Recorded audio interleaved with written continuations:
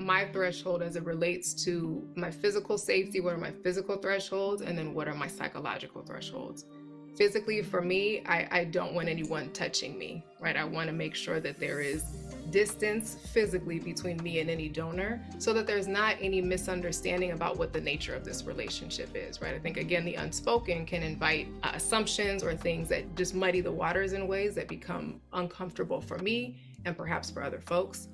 Psychologically is clear, but also I think more expansive, right? As a Black woman, I know you all won't be surprised by this because I've told you these stories before, but I have been often both astonished and not by some of the things that folks will say and some of the comments that will be made. So there's moments when I've had folks say to me, I don't believe in the concept of people of color and want to engage me relative to that. We can talk about that more when we get, further into the conversation.